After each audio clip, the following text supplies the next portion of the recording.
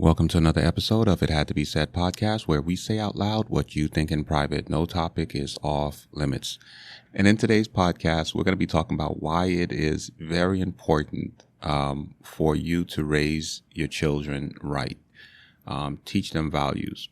And one of the things that really brought this on is a story that happened last week, where you had a young lady. She was involved in a relationship with a young man, and this young man was abusive. And she decided to call her two brothers over to, I'm not sure if it was to de-escalate the issue or to help her pack up or get out of there or to get the boyfriend to leave. But something ended up happening and the situation escalated and the boyfriend came back and shot and killed both of her brothers, right? I don't know this young lady. I don't know all the details of how she was raised or her upbringing. I don't know the boyfriend and I don't know the brothers. And from every single tragedy, I like to look at what is the lesson that could be learned from that. And this is what I want to share with you guys today. I think it's extremely important that, just looking at everything surface-wise, not doing a deep dive yet, just surface-wise.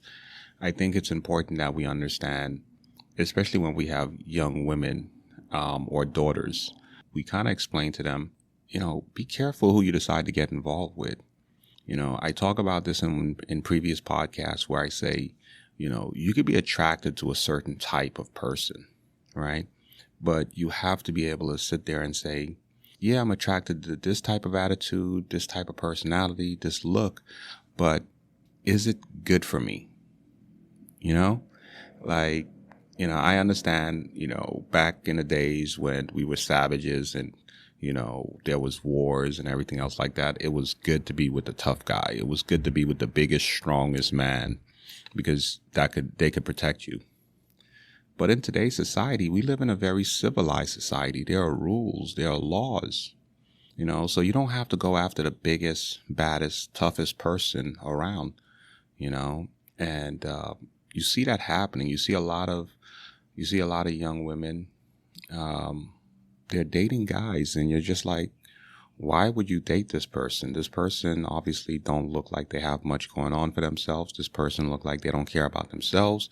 So how could they possibly care about you? And, I think we just don't stress that enough. And sometimes, I talked about this, which was, what they call it? The term was emotional policing, I believe it was. Tone policing, I'm sorry. The term was tone policing. And I think us as parents, sometimes we try to talk to our kids and tell our kids things. But rather than just sitting down with them and having a real deep, honest conversation with them, we're telling them not to do something. We don't explain to them why. And we don't explain to them the possible consequences. And we don't sit down and have a deep dive conversation with them so they can truly understand it and look at it from different perspectives. Because a lot of times, as parents, we feel like, hey, you're a child. I'm going to tell you don't do this. And this is why. And that's it. I'm not going to try to get you to understand based off of your level. I feel like as a parent, I should just be able to say this to you and you understand. And that's the law. And I think that's why you see a lot of situations like this happening. My heart goes out to the family. And I can't imagine how that young lady feels knowing that, she made a decision to date a particular person who obviously was no good for her. She then got her brothers involved and now they're gone, and the people online, they have a lot of things to say about it and whatever the case may be. But like I said, I'm not here to judge her or to bash her. It's me saying there's a lot to be learned from this situation. Have conversations with our daughters, explain to them the importance of picking the right person and how picking the wrong person, could lead to tragedy for the entire family.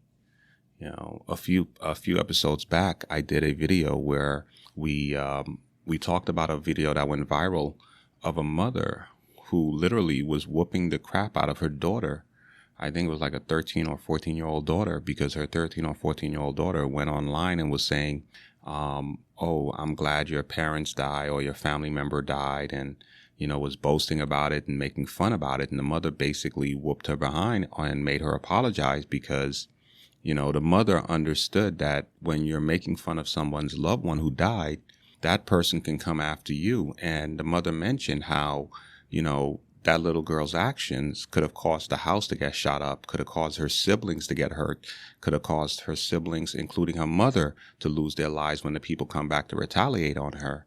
So I think that was a lesson to be learned. And like I said, I don't believe in child abuse, but I do believe in child discipline, And I think that this is one of those things that we really can use as an example to teach our daughters when they're young, to explain to them, look, if you love mom and you love dad and you love your brothers and your sisters, please don't put yourself in a situation where we may end up having to go out to defend you, and, that person comes after us, and we end up losing our lives or going to jail because of you. And there are so many stories of situations like this. A few years back, there was these two girl twins. They wanted to be rappers and they wanted to be influencers, and they were all over the place. And they had a guy who was supposedly a good friend of theirs, and they wanted to go out and leave the house to go do something. And their dad was like, no, I'm not going to allow that. No, I don't want that to happen. He tried to stop them. Because he knew that, this was going to lead into something that was not going to be good, whether it's, prostitution or violence or whatever the case may be. But he just didn't like what he was seeing online. And when he tried to stop them from going, their so-called friend ended up shooting and killing their dad. So, think about this. You got to think about that. You got to use that as an example. And even if you don't use this as an example for your kids, use it as an example for yourself. So if you do have kids, you can sit there and think about it like, yo, if I don't raise my kids right, I don't teach my kids the proper way to be a decent human being or to pick their friends or their partners correctly, something like this could happen to me, because at the end of the day, that's my child. And if my child gets in a bad situation, I'm going to be there to bail them out. But what happens when I come to bail them out and I end up having to go to jail or getting shot for their bad decision making? So rather than let that happen, raise them right. It goes back to what I said earlier. There's that old saying that goes, if you do not raise your children right, you will raise your grandkids. And it's the truth. There are so many grandparents raising their grandkids because they did not take the time to raise their children correctly, teaching their kids how to be decent human beings. So now when their kids grow up and their kids have kids, the kids don't know how to take care of those kids. Their kids are not involved in their kids' lives, or their kids are in jail or out partying or doing something else. So what happened? It's the grandparents who have to take on that responsibility and raise those grandkids. There's so many different aspects and so many different things that you can look at this particular story and you can learn things from, and I always say that regardless if you like somebody or not, you can always learn from them, because they can say something or they can have a point of view on a particular topic and it's just wrong. And you're just like, oh, you're disgusting. You're a nasty human being. And then they can say something else on another topic, and it can make complete sense, and it could be something that you can learn from. But just because you hate that person doesn't necessarily mean there's nothing that person could ever say that's right. And the reason why I bring that up is because I remember, what's the guy named, the Tate brothers, or Andrew Tate. He mentioned something. He said, if my daughter decides to date the wrong type of guy, I'm simply going to go ahead and take away the cars, take away the house, cut off my will, and tell her, all right, this is a decision that you made, so to be with this person, but don't expect me to support it. And sometimes that tough love needs to be there, but I feel like sometimes it won't even necessarily get to that point where, you have to worry about your daughter dating the wrong type of person if if you raise them right, and that's not in all cases. It's not like you raise your kids right, you show them love, you show them attention. It doesn't guarantee that they're going to be perfect. It doesn't guarantee that they're not going to date the wrong person. But what it does is it lessens the chance that they may date the wrong person, you know? I always feel like if my daughter, and when she starts dating, you know, if she ever brings a guy home, I always sit there and say, you know, the thing about it is, the first thing I think she's probably going to look at is this the type of guy I can actually bring in front of my dad? Because she knows what my expectations are. She knows what I'm looking for. And on top of that, I had conversations with her and explained to her, you know, what to look out for, red flags, you know, the type, you know, what to expect from a certain type of dude, you know. And we talked about this also in previous podcasts where, you know, people always just say, don't judge a book by its cover. No way. I do not accept that. I tell my kids all the time, you need to judge a book by its cover, you know, because it's a good indication of what you're going to get. You know, you cannot tell me a guy's walking around here looking like a bum, and dressed like he's never going to get a job to be a manager, a supervisor, look like he's a D-boy, a drug dealer, look like he's standing on the corners. And then you sit there and be like, yeah, but I expect him to become a millionaire. How? The illegal way? Or by being a rapper? And then think about this. You know, in order to make it into that field, you know, there's very few people who become successful as far as becoming rappers. And how many rappers, you know, after they, you know, after that trend of them, you know, like being famous, how many of them still have money? Very few of them, because of their mindset. So you cannot just look at somebody's wallet or whatever the case may be. You also have to look at the person's mindset. So I think that's important. Like we have to sit down with our young ladies and we have to teach them and explain to them like, hey, if you're going to date a guy, make sure you date the right type of guy. Make sure you look at the guy's mindset. Make sure you look at how he dresses, how he carries himself, you know, because, you know, date these tough guys or the coolest kid around it doesn't always end up good for everybody, you know, unless you like being cheated on.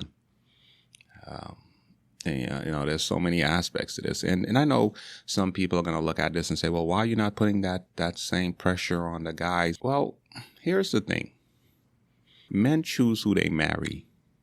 All right. That's the only thing in a relationship. The only thing a man gets to make a choice on is who he marries.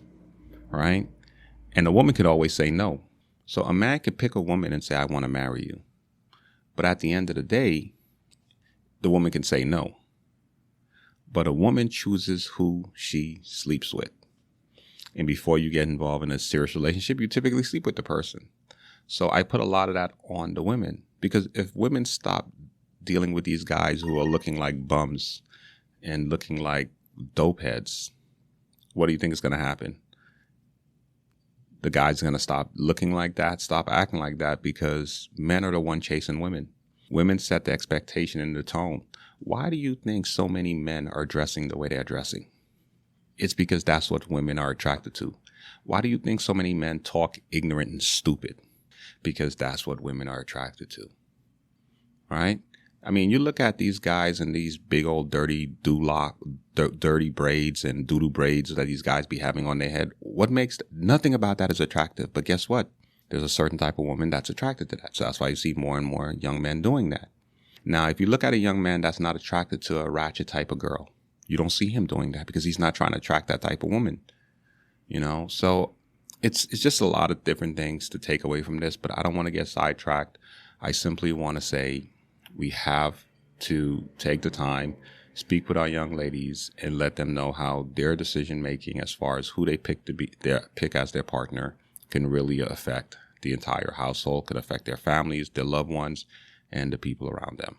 Thank you for listening and supporting my podcast. I would love to hear your thoughts on this particular episode. You can leave a comment on whatever platform you're listening to my podcast on. If there's a topic or viral video you'd like for me to cover, you can DM me on Instagram at It Had to Be Said Podcast. I post new episodes Tuesday and Thursday at 5 a.m. Eastern Standard Time. Ladies and gentlemen, good night. Finding great candidates to hire can be like, well, trying trying to find a needle in a haystack. Sure, you can post your job to some job board, but then all you can do is hope the right person comes along. Which is why you should try ZipRecruiter for free at ZipRecruiter.com/zip. ZipRecruiter doesn't depend on candidates finding you. It finds them for you. Its powerful technology identifies people with the right experience and actively invites them to apply to your job. You get qualified candidates fast. So while other companies might deliver a lot of hay, ZipRecruiter finds you what you're looking for. The needle in the haystack. See why 4 out of 5 employers who post a job on ZipRecruiter get a quality candidate within the first day. ZipRecruiter, the smartest way to hire. And right now, you can try ZipRecruiter for free. That's right, free at ZipRecruiter.com/zip. That's ZipRecruiter.com/zip. ZipRecruiter.com/zip. When people turn to telehealth for weight loss, they're looking for real support. That's why more people are choosing OrderlyMeds.com. Orderly Meds connects you with real doctors and access to proven GLP-1 medications like semaglutide and tirzepatide. No guessing, just a more supportive experience, and all shipped directly to your door in discreet packaging. Do your research, ask questions, then visit OrderlyMeds.com/podcast for an exclusive offer. That's OrderlyMeds.com/podcast. Individual results may vary, not medical advice. Eligibility required. See site for details.